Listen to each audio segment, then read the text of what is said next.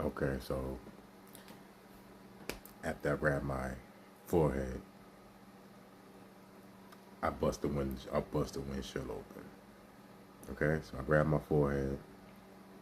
I had on the Sherlin, a gray Sherlin at that time. It was kind of cold in New York. You know, at first I tried to jump in the back seat, and then wiggle for the handle. Got out. He's already out. He's ready to run. Yo, what we gonna do? What we gonna do? Let's run. I'm like, nah, I can't run. I mean, I didn't know what the damage was, but I said, nah, I can't run. I said, man, I done hit a windshield. Like, I know I can't just go home and put a band-aid on this.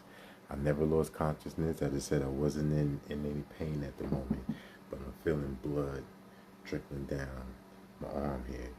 So he's like, what we gonna do? What we gonna do? I said, I need to go get help. So I went to the house that we was in front of. Rang the doorbell, nobody answered. So then we walked down the block around the corner, and I'm banging on doors, nobody answered. So then I hear the sirens from the fire department and stuff like that. So I'm like, I knew they're coming for me. So we walked back around the corner, by the car. I leaned up against the car because I knew, they were coming. I heard them from a distance. So, the firefighter jumped out. He comes. He like, you all right? This, that, and the third. I'm like, yeah. He said, let me see. So I had peeled my hand. And I just remember looking at my hand with all the blood and stuff like that. I had to been some skin tissue, And I'm looking at my hand in a daze. I might have been, I definitely had to been a little dazed. And he took a towel. He wiped my hand. They put the bandage on. They wrapped my head up. They flew me to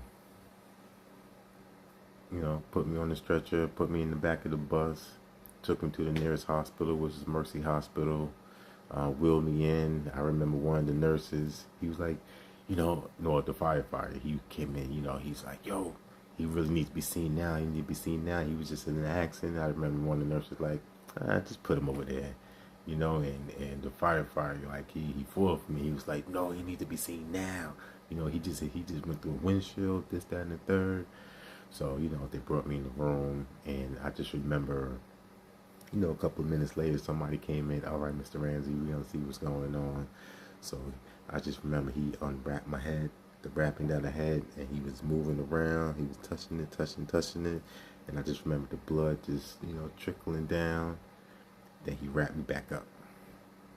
And once he did that, I knew